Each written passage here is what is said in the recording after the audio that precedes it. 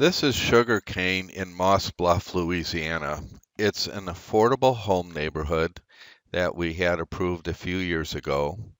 And as you can see, it's very similar to Trisona. It's a large development that has one trail that juts through the site in a straight manner and then a circular trail that creates more of a cohesive neighborhood.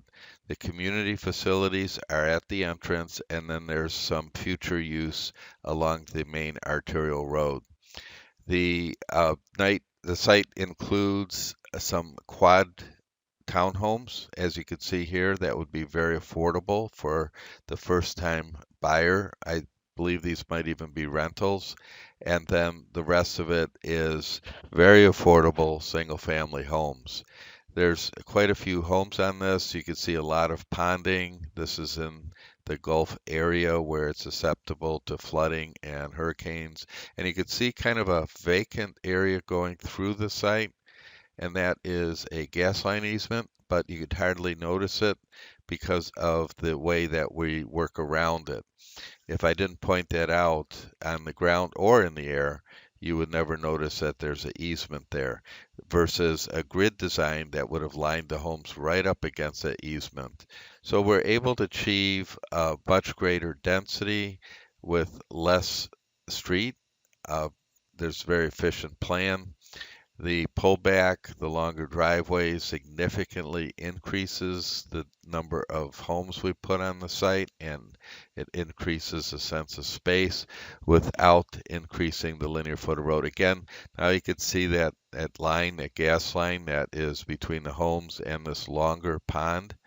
And again, I can't emphasize enough that on an engineered drawing, that would be a straight line of homes that would be very obvious just because an easement is there. We try to work around those easements.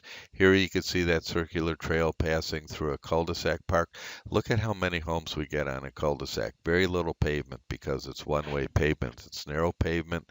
We get a ton of homes on it. Here's another cove.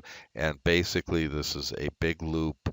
We have a few main streets because there's so many units on this neighborhood, and it's just really pleasant. Now, these are the actual homes that the builder will build.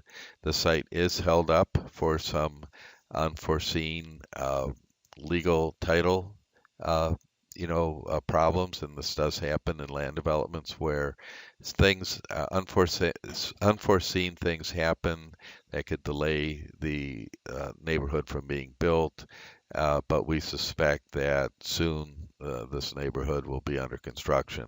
Again, when you look at this, the homes we built very simple from the architectural renderings and from the plans. These are just uh, painted SketchUp with the actual architect's facades.